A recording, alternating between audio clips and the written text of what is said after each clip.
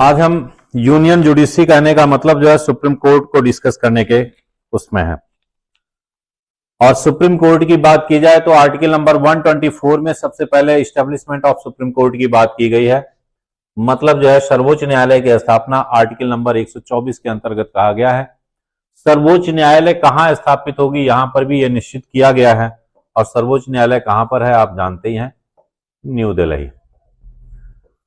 अब यह है कि हाँ, ये बात दूसरी है कि अभी भी जो है कुछ समय समय पर यह चीज की डिमांड चलती है कि सर्वोच्च न्यायालय की भी बेंचेस बना दी जाए। बेंच बनाने का मतलब यह है कि उसकी एक दो और भी जगहों पर जो है सर्वोच्च न्यायालय की बेंच होनी चाहिए, कोर्ट होनी चाहिए, जहां से जो है जिससे कि फॉर जस्टिस आसान हो। कई स्टेट्स ऐसे हैं जहां पर बेंचेस अलग अलग हैं। फॉर एग्जाम्पल जैसे नॉर्थ ईस्ट की जो कोर्ट हैं उनमें भी नॉर्थ ईस्ट में हर स्टेट में जो है कोर्ट नहीं है, लेकिन हर स्टेट में जो है एक एक बेंच के तौर पर बना दिए गए हैं। मोस्टली ज्यादातर इस तरह की सिचुएशन है। इसी तरह से इलाहाबाद में देखेंगे तो इलाहाबाद में भी उत्तर प्रदेश की हाई कोर्ट है और इसी के साथ साथ लखनऊ में भी उसकी एक बेंच है। तो इससे क्या हो जाता है कि थोड़ा सा जस्टिस जो है वो लोगों के लिए जो है सुगम हो जाता है, आसान हो जाता है। जस्टिस लेने के लिए जो है पैरवी करना, कोर्ट में जाना आना वो थोड़ा इजी हो जाता है।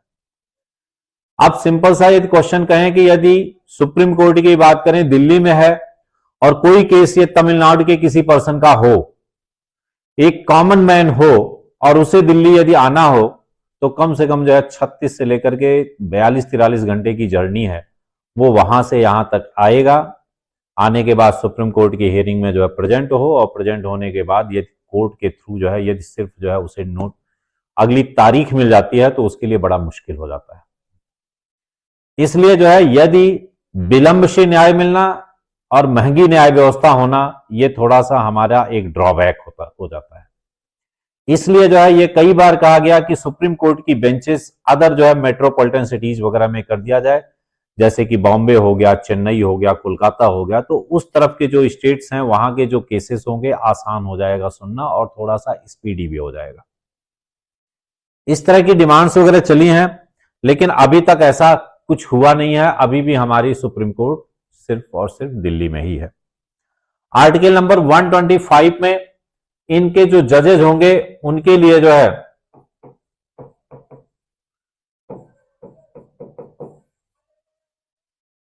जजेस के लिए सैलरी एंड अनाउंसेस की बात की गई है, वेतन तथा भत्तों की बात की गई है।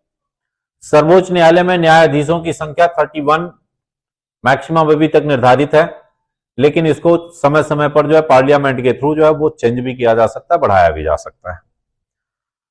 आर्टिकल नंबर 125 में हमने कहा कि इनकी सैलरी वगैरह की बात है। आर्टिकल नंबर 126 इसमें हमने छोड़ दिया है, उसकी इतनी ज्यादा जरूरत नहीं थी इसलिए हमने उसको स्किप किया हुआ। 126 में एक्टिंग चीफ जस्टिस की प्रोविजंस का कहा गया है।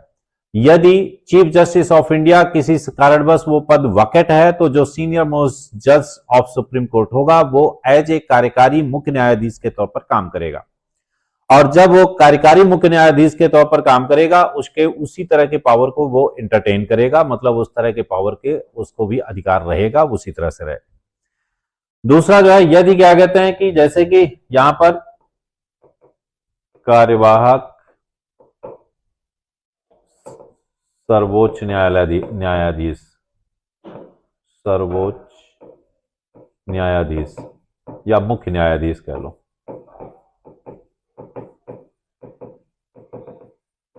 इसका प्रोविजन जो है आर्टिकल 126 में। आर्टिकल 127 में एडहॉक जजेस का प्रोविजन है, तदर्थ न्यायाधीश का प्रोविजन है। न्यायाधीश तदर्थ न्यायाधीश का मतलब क्या है, एडहॉक तौर पर यह सीट वैकेंट है और किसी को जो है इंपॉर्टेंट जरूरी ऐसा लगता है कि केसेस ज्यादा हैं और इस तरह से करना जरूरी है, किसी केस में स्पेशली जो है अलग से जज बनाया जाना जरूरी है, तो उस समय जो है एडहॉक जज का प्रोविजन किया जा सकता है, होगा प्रेसिडेंट के ही थ्रू काउंसिल के एडवाइस पर। इसी तरह से आर्टिकल नंबर 128 में जो रिटायर्ड जज हैं, सेवानिवृत्त न्यायाधीश हैं, उनको भी न्यायालय में उपस्थित होने का अधिकार दिया गया है। कौन सी न्यायालय में? सर्वोच्च न्यायालय में। वो आकर के सिटिंग वगैरह में बैठ सकते हैं, उसकी सुनवाई में भाग दे सकते हैं, अपना सजेशंस दे भी सकते हैं, उसको माना ना मानना वो उस समय के ऊपर डिपेंड करेगा। आर्टिकल नंबर 29 आप इंपॉर्टेंट है, ये जानते रहे, रिकॉर्ड ऑफ कोर्ट। सर्वोच्च न्यायालय work as a record of court, जितने भी रिकॉर्ड्स वगैरह होंगे वो सारी चीजें जो है मेंटेन करने का काम करते हैं, और जो रिकॉर्ड होंगे वो सारा जो डिसीजंस दिया गया है वो as a equivalent to Supreme Court के डिसीजंस, यदि वो उस चीज को कहीं पर वायलेट होता है, कोई होता है, तो उसे कंटेम्प्ट टू कोर्ट में माना जाएगा, वो न्यायालय की अवमानना के तौर पर है। सर्वोच्च न्यायालय ने कोई निर्णय दिया है, सारी सर्कमस्टेंसेस पर दिए गए हैं और सारी चीजें उससे हैं रिलेटेड, और उसको कोई नहीं मानता है तो कंटेम्प्ट टू कोर्ट होगा, न्यायालय की अवमानना होगा। आर्टिकल नंबर 130, उसमें सर्वोच्च न्यायालय का स्थान की बात की गई है कि प्लेस कहां पर होगा। 130 में स्थान वही दिल्ली की बात जो है कि दिल्ली में है। Article number 131, original jurisdiction. Original jurisdiction का मतलब जो है प्रारंभिक अधिकारता क्या है। प्रारंभिक अधिकारता क्या होता है कि जहां की शुरुआत जो है सुप्रीम कोर्ट में की जा सकती है, जैसे कि जुडिशियल रिव्यू का कोई मैटर है तो भी, या फिर जो है फंडामेंटल राइट से लेकर के है, या फिर सबसे इंपॉर्टेंट विषय यहां पर यह कह सकते हैं कि जहां पर संवैधानिक निर्वचन की बात हो। संवैधानिक निर्वचन, निर्वचन का मतलब संविधान को परिभाषित करने की जहां पर बात है, संवैधानिक कॉन्फ्लिक्ट्स का कहीं पर बात है, कहीं पर लॉ को लेकर के कोई डिस्प्यूट की बात है, तो उसको इंटरप्रेट करना या उसको डिफाइन करना, ये सारा इनिशिएट कहां किया जाएगा, सुप्रीम कोर्ट में किया जाएगा। तो वो उसकी ओरिजिनल ज्यूरिडिक्शन है, वो उसको ले सकता है, शू मोटो ले सकता है, अपने संज्ञान में लेकर के उसको जो उठा सकता है, ये सारी चीजों का है। कोई जरूरी नहीं कि वो अपने ये संज्ञान से नहीं वो उठा रहा है, तो आम पब्लिक भी पीआईएल के तौर पर भी डाल सकता है, पब्लिक इंटरेस्ट लिटिगेशन के तौर पर। ये पब्लिक इंटरेस्ट में कोई ऐसा चीज है और सुप्रीम कोर्ट को वो भेजा जाता है और सुप्रीम कोर्ट को समझ में आता है कि हाँ ये पब्लिक इंटरेस्ट का विषय है, तो उस कंडीशन में वो उसको इनिशिएट कर सकता है, ये उसकी ओरिजिनल ज्यूरिडिक्शन होगी जो है। आर्टिकल नंबर 132 में सिंपल सा बस जानते रहे, जरूरत का नहीं है। उच्च न्यायालयों में अपीलों में उच्चतम न्यायालय की अपीली अधिकारता, उच्च न्यायालय के मैटर में जो है उच्चतम न्यायालय के जो अपील करने का है। आर्टिकल 133 में सिविल मैटर में उच्चतम न्यायालय की, हाँ यहाँ 133 में पहले क्या था कि जैसे 10,000 से ऊपर का जो विषय होता था वही सर्वोच्च न्यायालय में जाता था, लेकिन ये बाद में अमेंडमेंट कर दिया गया 56-57 के लगभग से ही। उसके बाद से अब ₹1 का भी कोई मैटर है तो वो भी अपील जो है कि सुप्रीम कोर्ट में जा सकती है। जो आर्टिकल नंबर 134, दांडिक विषयों में उच्चतम न्यायालय में अपील, कोई भी क्रिमिनल केस या उस तरह से है तो उसमें जो है आप सर्वोच्च न्यायालय में जा सकते हैं। इनिशियल तौर पर देखा गया था कि जो डेथ सेंटेंस या फिर लाइफ सेंटेंस है उसी को ज्यादातर देखा जाता, लेकिन अब किसी भी मैटर में आप सर्वोच्च न्यायालय तक पहुंच सकते हैं। ठीक है, इसके लिए जो है कोई जरूरी नहीं है उच्चतम न्यायालय में अपील करने के लिए कोई सर्टिफिकेट जो है नीचे लेवल पर लेने की जरूरत हो। इसके लिए 135A जरूर, आर्टिकल 134A आर्टिकल था जो है जिसमें जो है सर्टिफिकेट का प्रोविजन है जो है, तो वो लोअर कोर्ट जो है क्या कहते हैं, लोअर कोर्ट सुप्रीम कोर्ट के लिए कौन सी होगी, हाई कोर्ट, तो हाई कोर्ट वहां से वो सर्टिफाइड करके दे देगा, सुप्रीम कोर्ट में वो अपील में चली जाती है। Article number 136, special leave petition, यदि कोई क्या कहते हैं स्पेशल जो है कोई ऐसा पिटीशन है जिस पर जो है सुप्रीम कोर्ट को लगता है तो वो स्पेशल तौर पर उसमें छूट देते हुए भी उसको कंसीडर कर सकती है, जो है ये चीज इसमें है। आर्टिकल नंबर 137 भी जानते रहिएगा। 137 में न्यायिक पुनरावलोकन, न्यायिक पुनरावलोकन का अधिकार है। पुनरावलोकन मतलब जो है जुडिशियल रिव्यू, जुडिशियल रिव्यू, कोई भी निर्णय दिया गया है तो सुप्रीम कोर्ट उसको पुनः जो है उसको अवलोकन कर सकती है, उसको देख सकती है। ये जुडिशियल रिव्यू का जो राइट है वो आर्टिकल नंबर 137 में है। सिंपल से ऐसे ही क्वेश्चंस रहते हैं। आर्टिकल 139 इसमें नहीं है, लेकिन 139 बहुत ही इंपॉर्टेंट है, ध्यान रखिएगा। इसमें सुप्रीम कोर्ट द्वारा रिट जारी करने का अधिकार है, WRIT, writs, supreme court can issue writs. Writs कौन कौन सी, वही 5 writ, mandamus, certiorari, prohibition, quo warranto, habeas corpus, ये 5 रिट्स हम आर्टिकल नंबर 32 में जो है फंडामेंटल राइट में डिस्कस कर चुके हैं, सेम वही चीजें, वो सारे रिट्स जो है यहां पर सुप्रीम कोर्ट इशू कर सकता है। Article number 141, law declare by the supreme court binding. जो भी लॉ जो है, जो भी कोई डायरेक्शन या सुप्रीम कोर्ट जो जारी करेगा वो सभी पूरे मतलब नेशनल लेवल पर जो है वो बाइंड हो गए, जो है सबके लिए वो मानना होगा ना। इसके अलावा 132 ही दे लीजिए, 143 आर्टिकल नंबर 143 में एडवाइजरी जुरिडिक्शन है। एडवाइजरी जुरिडिक्शन का मतलब क्या है कि सुप्रीम कोर्ट से राष्ट्रपति साहब जो कुछ एडवाइस लेना चाहें वो ले सकते हैं। राष्ट्रपति को कहीं पर किसी भी संवैधानिक निर्वचन में दिक्कत आती है, राष्ट्रपति को किसी भी विषय पर समझने में दिक्कत आती है, राष्ट्रपति अपने राइट्स को लेकर के कंफ्यूजन में है, उस कंडीशन में वो सर्वोच्च न्यायालय से परामर्श कर सकता है कि इसमें मैं क्या डिसीजन लूं। यदि सर्वोच्च न्यायालय उसमें जो परामर्श देता है तो सर्वोच्च न्यायालय के उस परामर्श को मानने के लिए राष्ट्रपति साहब बाध्य नहीं है। ना ही राष्ट्रपति साहब बाध्य है, ना ही सर्वोच्च न्यायालय बाध्य है। कल सर्वोच्च न्यायालय उसको मना कर देता है कि भाई राष्ट्रपति साहब ये आपका विषय है, मैं इस पर कोई भी मशवरा या सलाह नहीं दे सकता, तो भी जो है क्या कहते हैं, राष्ट्रपति साहब सर्वोच्च न्यायालय को फोर्स नहीं कर सकते हैं कि नहीं आप सलाह दो। ये एक परामर्श है, परामर्श वो दें या ना दें ये उनका अपना डिस्क्रिशन है, अपना विवेकाधिकार है, वो चाहें तो करें, ना देना चाहें तो ना दें। आर्टिकल नंबर 45 में रूल ऑफ कोर्ट्स, कोर्ट्स की कैसे कैसे क्या क्या रूलिंग्स होंगी, किस तरह से चलेगा, ये सारा चीजें जो है आर्टिकल नंबर 45 में दिया गया है। 47 में जो है जितने भी सर्वोच्च न्यायालय के अधिकारी हैं, गवर्नमेंट के उसके एम्प्लॉई हैं, उनका सबका खर्चा जो है, जो भी सैलरी अलाउंसेस जो भी कुछ है, वो सारे के सारे consolidated fund of the government of India पर भारित होंगे, वहां से उनको दिया जाएगा जो है बस। आर्टिकल 147 भी कह सकते हैं, इसमें भी जो है निर्वचन है, परिभाषा वगैरह दी गई है, जो इसमें रिलेटेड आई है उनकी डिफिनीशंस दी गई हैं, कोई इतनी ज्यादा जरूरत नहीं है। ये था जो है आपका सर्वोच्च न्यायालय। सर्वोच्च न्यायालय के बाद आर्टिकल नंबर 148 से लेकर के 151 तक कंट्रोलर एंड ऑडिटर जनरल का प्रोविजन दिया गया है। कंट्रोलर एंड ऑडिटर जनरल को जो है हम गवर्नमेंट ऑफ इंडिया की थर्ड आई भी कह सकते हैं। थर्ड आई क्यों कह सकते हैं? क्योंकि गवर्नमेंट ऑफ इंडिया के जितने भी खर्चे होते हैं वो सारे खर्चे कौन कैसे क्या देखेगा, जो है कौन कैसा हो रहा है, वो सारी चीजों की ऑडिट करने का काम, उसकी स्क्रूटनी करने का काम, ये राइट जो है कंट्रोलर एंड ऑडिटर जनरल को दिया गया है। इसकी नियुक्ति का प्रोविजन आर्टिकल नंबर 148 में है। इसको अपॉइंट किसके द्वारा किया जाएगा? प्रेसिडेंट ऑफ इंडिया के द्वारा किया जाएगा। एडवाइस किसकी होगी? काउंसिल ऑफ मिनिस्टर्स की। नॉर्मली उसको अपॉइंट किया जाता है जो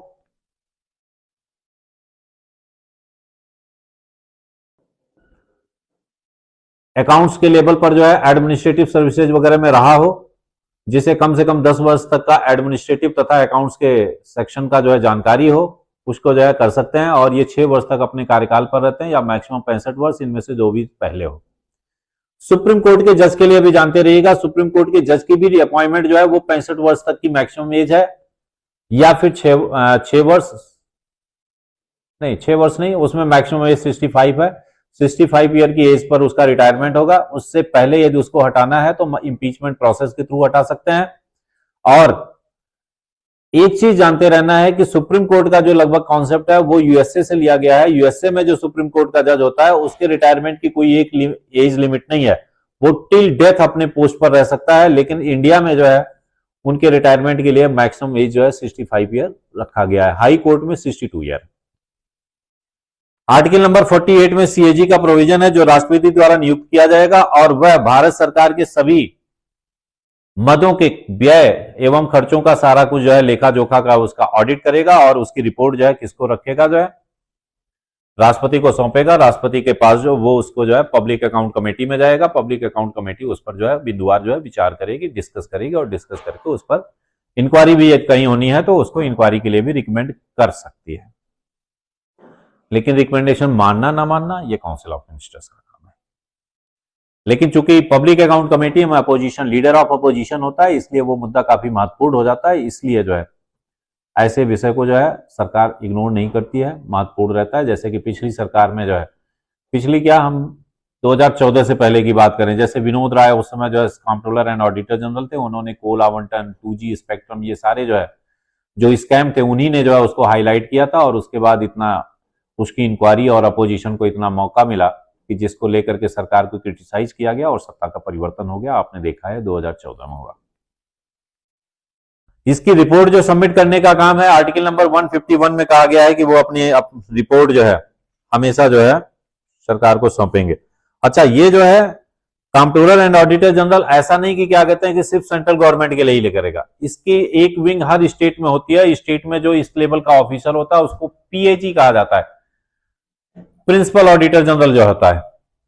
वो प्रिंसिपल ऑडिटर जनरल हर स्टेट में होते हैं। वो स्टेट के जो है सारे जो है एक साल के व्यय, आय और व्यय के खर्चों का लेखा जोखा करते हैं और उसकी रिपोर्ट जो है अपने CAG को सौंपते हैं। CAG उसकी रिपोर्ट कंसोलिडेटेड इंडिया की, मतलब CAG की जो रिपोर्ट हर साल आती है उसमें गवर्नमेंट ऑफ इंडिया का भी खर्चे का डिटेल होता है, प्लस साथ में जितने भी स्टेट हैं सभी स्टेट्स के भी जो है खर्चों का और उसका व्यय का जो है डिटेल रहता है, और वो डिटेल जो है वो सौंपा जाता है।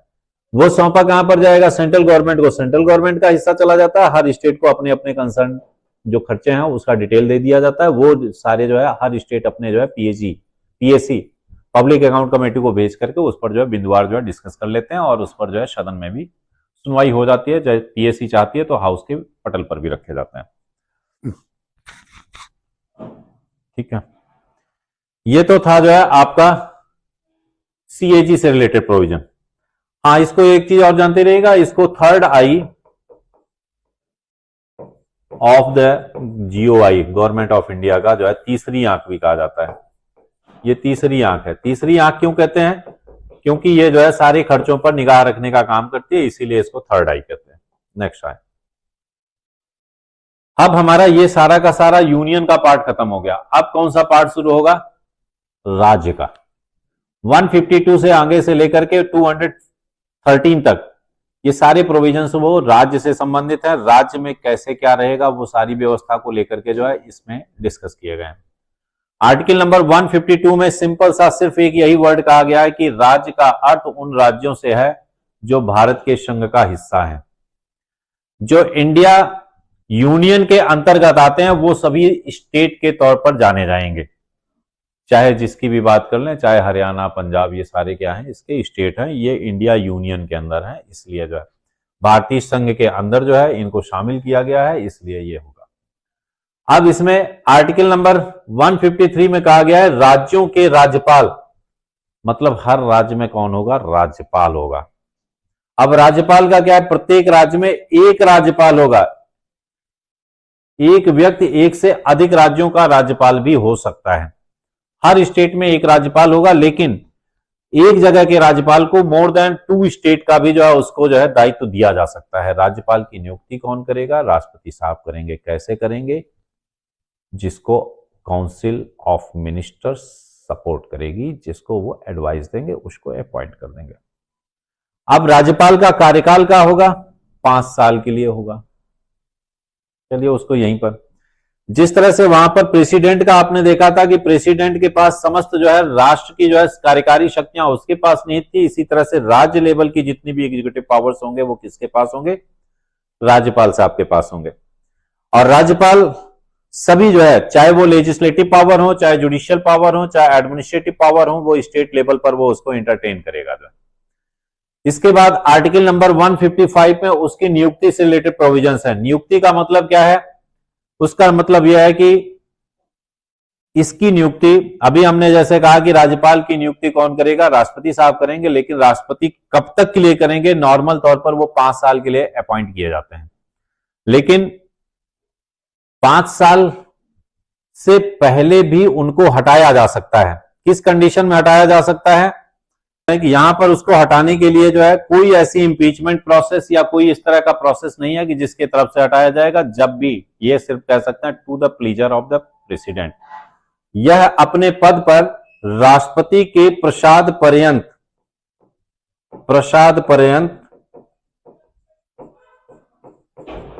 रह सकता है। जब तक राष्ट्रपति साहब चाहेंगे तब तक वो एज ए गवर्नर किसी स्टेट में रहेंगे, जब चाहेंगे उस समय उसको हटा सकते हैं।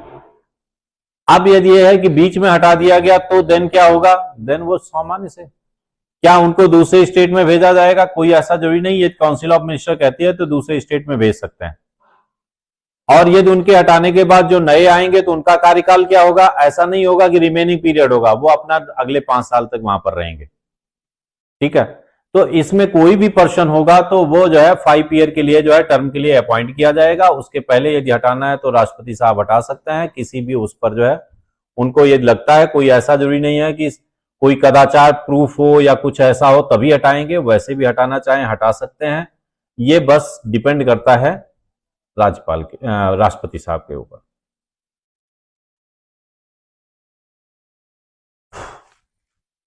राज्यपाल की नियुक्ति के लिए हमने यह भी लिखा है कि 2 या 2 से अधिक राज्यों का एक राज्यपाल भी हो सकता है।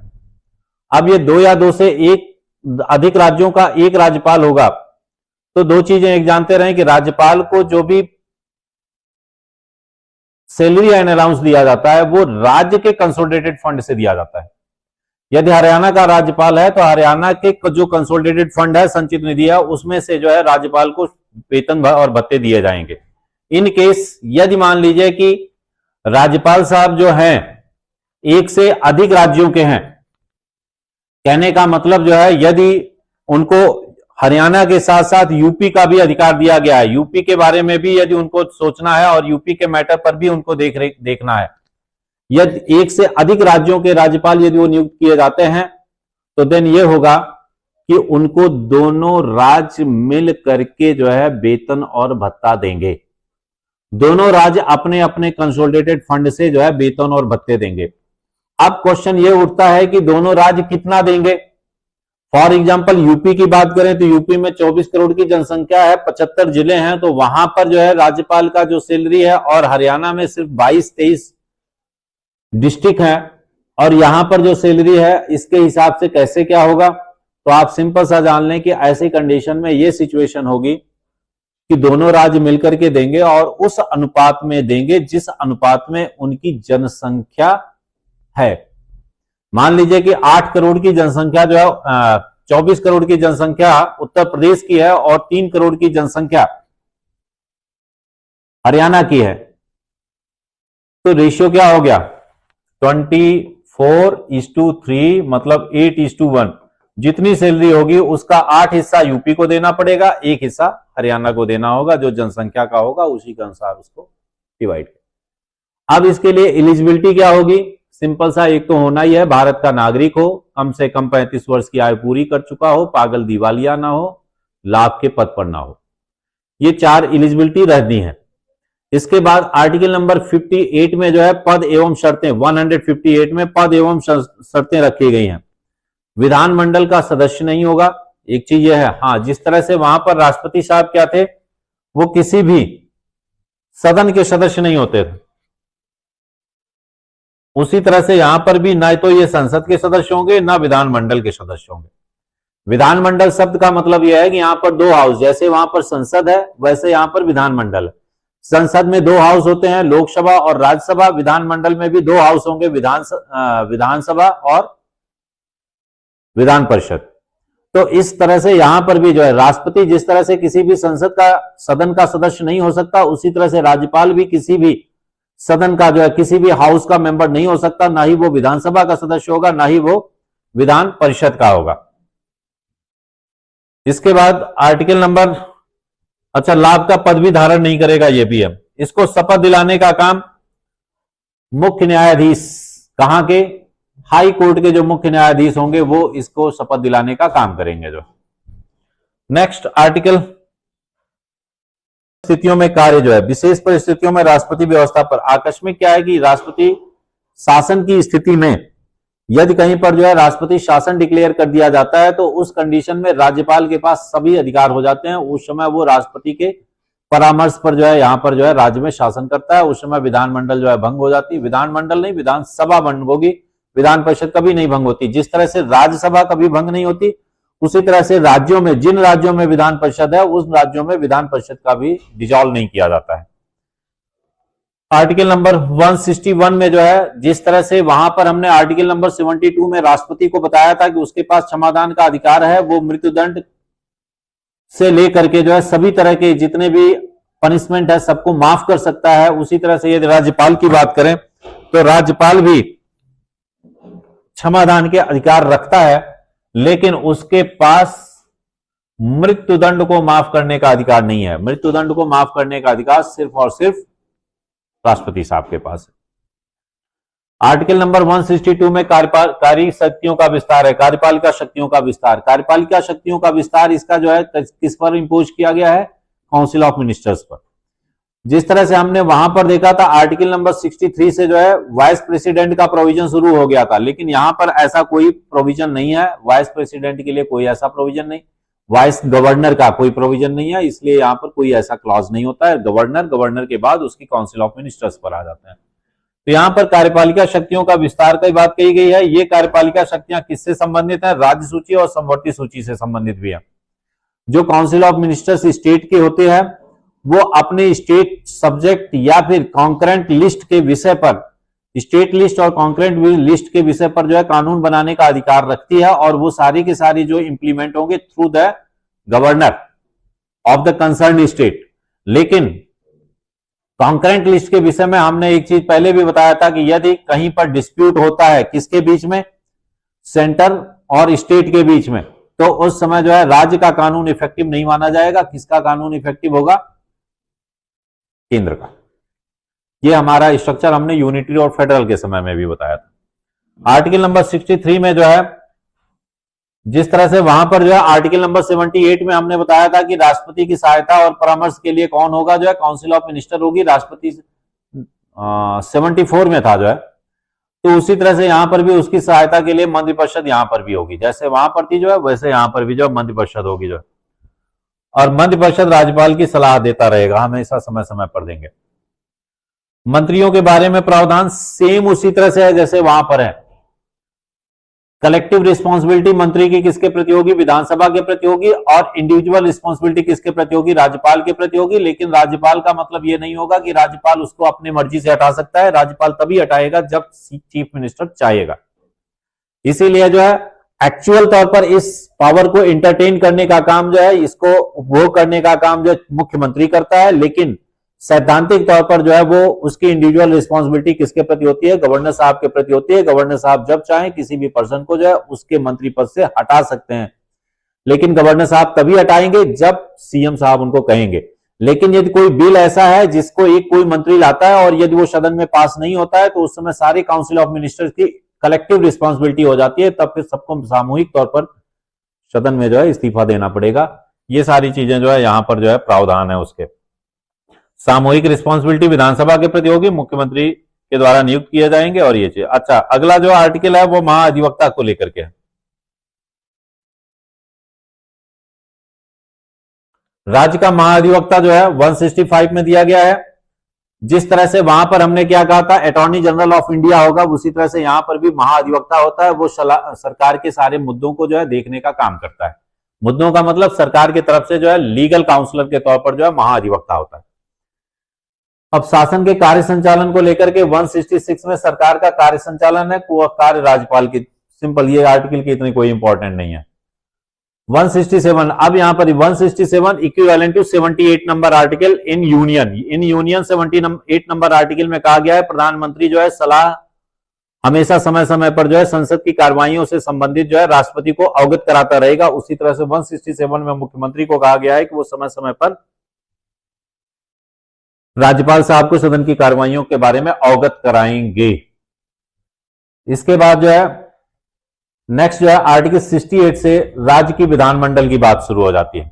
जिस तरह से वहां पर जो है संसद की बात थी, वैसे ही यहां पर भी जो है विधानमंडल की बात है।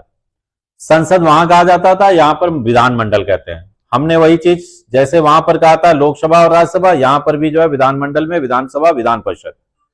विधानसभा क्या होगा? टेम्परेरी हाउस, और विधान परिषद क्या होगा? Permanent house. विधानसभा क्या होगा? Lower house. विधान परिषद क्या होगा? Senior house. विधानसभा का टर्म कितना होगा? 5 साल। विधान परिषद का टर्म 6 साल। विधान परिषद के सदस्यों का टर्म 6 साल। विधान परिषद का कभी भी उसको डिजॉल्व किया जा सकता है। Vidhan Parishad never dissolve. 1/3 member हर दूसरे साल जो है वो क्या करेंगे? हटेंगे और नए 1/3 मेंबर आएंगे। रोटेशन उसी तरह चलेगा जैसे कि राज्यसभा में था। तो यहां वहां पर जो है विधानसभा विधान परिषद सभी राज्यों में नहीं है। विधानसभा कोई राज्य बनाना चाहे तो वो बना सकता है मेजोरिटी के साथ, मेजोरिटी के साथ जो है स्पेशल मेजोरिटी के साथ विधानसभा और सेंट्रल की जो है लोकसभा यदि उस पर सहमत हो जाती है तो किसी भी राज्य में विधान परिषद बनाई जा सकती है और डिजॉल्व भी की जा सकती है, सेम उसी प्रोसेस के थ्रू जो है। अच्छा, ये बनाने और हटाने का कुछ ही राज्यों में है विधानसभा, जैसे बिहार में भी है, यूपी में भी है, महाराष्ट्र में भी है, कर्नाटका में है, जम्मू एंड कश्मीर में थी, और कौन सा एक। विधानसभा की संरचना मैक्सिमम सीटें 500 हो सकती हैं, मिनिमम सीटें 60 हो सकती हैं। किसी भी विधानसभा में मिनिमम सीट 60 और मैक्सिमम 500 का अभी तक प्रोविजन है।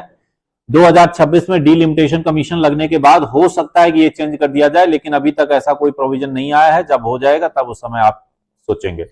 अभी 60 से लेकर के 500 तक है, लेकिन इसका कुछ एक्सेप्शन भी है, जैसे कि गोवा और सिक्किम वगैरह की विधानसभा की सीटें जो है 60 से भी कम है, वहां पर 40 ही है।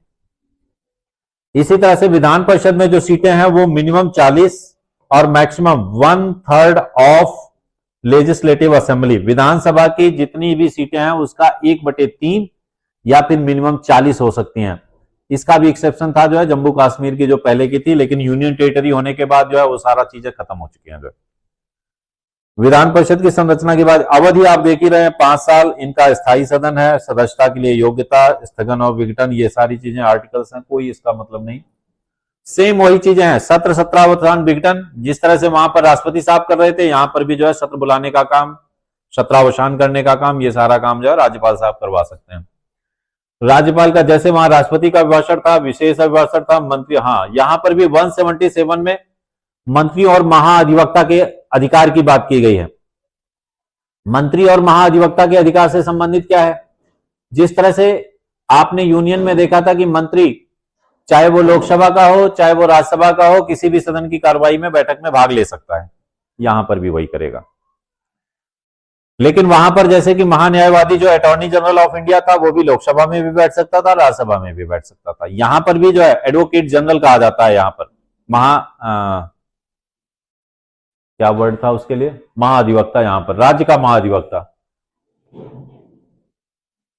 वहां पर महाधिवक्ता नहीं कहते, तो वहां पर अटॉर्नी जनरल को कहते थे हिंदी में महान्यायवादी। तो महान्यायवादी को जिस तरह से वहां पर दोनों हाउस में उपस्थित होने का अधिकार था जो है, लेकिन जो है वो वोटिंग करने का राइट नहीं था, उसी तरह से यहां पर भी महाधिवक्ता को दोनों हाउस में उपस्थित होने का अधिकार है, बैठक में भाग ले सकता है, बातचीत कर सकता है, डिस्कशन कर सकता है, लेकिन वोटिंग राइट यहां पर भी नहीं होगा जो। ठीक है। अच्छा, एक चीज और जानते रहिएगा, विधानसभा में एंग्लो इंडियन समुदाय का एक सदस्य नॉमिनेट कर सकता है गवर्नर, यदि यहां पर कहीं जरूरत है तो। अब जो है आर्टिकल नंबर 78, 71, 81 तक, 178 से 181 तक speaker and deputy speaker of Vidhan Sabha, 82 से 85 तक सभापति और उपसभापति ऑफ विधान परिषद। ये सेम वही प्रोविजन है जैसे वहां था, स्पीकर होगा, प्रोटेम स्पीकर होगा, देन परमानेंट स्पीकर आएगा। यदि टाई कर जाएगा तो उस समय जो है क्या होगा, डिसीजन वोटिंग करने का राइट होगा, जो भी उस समय प्रिसाइड कर रहा होगा। यदि स्पीकर प्रिसाइड कर रहा होगा तो स्पीकर उसको इंटरटेन करेगा, या डिप्टी स्पीकर प्रिसाइड कर रहा होगा तो डिप्टी स्पीकर उसको इंटरटेन करेगा। वहां पर हमने राज्यसभा में सभापति कौन थे, जो है वाइस प्रेसिडेंट साहब थे, क्योंकि वाइस प्रेसिडेंट को ही जो है आर्टिकल नंबर 64 में सभापति डिक्लेयर किया गया है।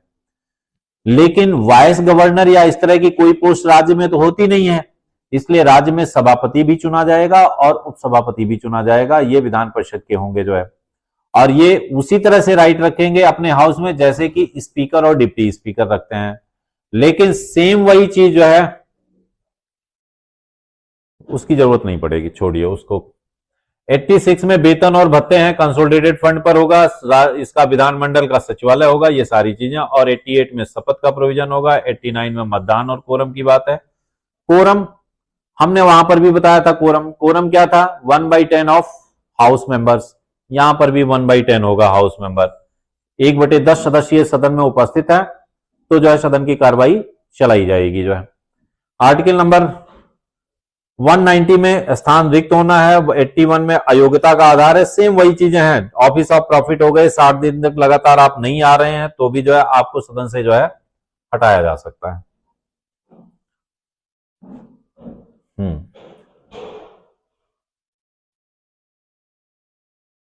वेतन भत्ते, ये सारी चीजें, विधेयक की प्रस्तुतिकरण का पारित होना परिषद की समिति। अब देखिए यहां पर 198 में धन विधेयक की परिभाषा सेम है, 199 में धन विधेयक की परिभाषा। यहां पर प्रक्रिया है, धन विधेयक के वो चीज क्या होगा इसमें कि कोई टैक्स से रिलेटेड है, टैक्स हटाया जाना है, बढ़ाया जाना है, कम किया जाना है, या फिर जो है नया टैक्स लगाया जाना है, तो ये सारी चीजें जो है इसके अंतर्गत धन विधेयक के अंदर आएंगे।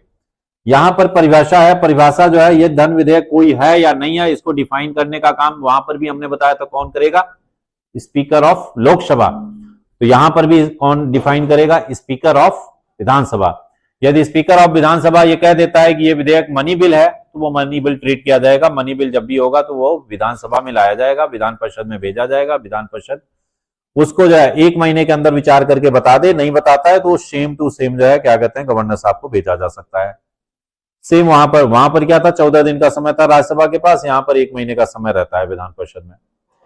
अच्छा, विधानसभा ने कोई विधेयक पास किया, ध्यान दीजिएगा, वहां पर क्या था और यहां पर क्या है, थोड़ा सा बस अंतर है। लोकसभा में बिल पास किया गया, सामान्य विधेयक की बात कर रहा हूं, लोकसभा में पास किया गया, राज्यसभा में गया, राज्यसभा ने फेल कर दिया तो फेल। राज्यसभा ने पास किया, विधानसभा लोकसभा ने फेल कर दिया तो फेल। लोकसभा ने पास किया, राज्यसभा ने भी पास किया तो राष्ट्रपति के पास। यहां पर थोड़ा सा सुनिएगा, विधानसभा ने पास किया, विधान परिषद ने फेल किया तो फिर से विधानसभा फिर से विचार करेगा, फिर से विधान परिषद को भेजेगा, नहीं माना विधान परिषद ने तो अब की बार जो है सीधे ये गवर्नर को भेज सकते हैं। अब कह सकते हैं फिर विधान परिषद का मतलब क्या है, उसका ना तो साधारण विधेयक पर मैटर पर है, ना मनी बिल पर है, ना फाइनेंस बिल पर है, तो फिर मतलब क्या है, सीनियर हाउस है, एक विचार करने का मौका मिल जाता है। अपोजिशन के सदस्यों को भी एक मौका मिलता है कि देखिए उस सदन ने भी मना किया था तब भी ये अपनी मनमानी चला रहे थे, इसलिए सामान्य तौर पर अप्रत्यक्ष रूप से जो है विधानसभा के ऊपर नियंत्रण करने का इसका एक माध्यम हो जाता है। इसके बाद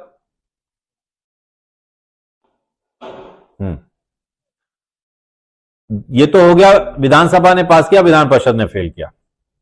यदि विधान परिषद ने फेल किया, विधान परिषद में से कोई बिल आया और विधान परिषद ने पास किया और उसके बाद वो विधानसभा में आया और विधानसभा ने फेल कर दिया तो फेल है। मतलब जो है विधानसभा और विधान परिषद के केस में विधानसभा के पास अधिकार ज्यादा है। अब यहां से पास होकर के कोई भी बिल किसके पास कंसेंट के लिए जाएगा, राज्यपाल साहब के पास। वहां पर भी था, कौन सा आर्टिकल था, 111 नंबर में राष्ट्रपति के पास जाता था।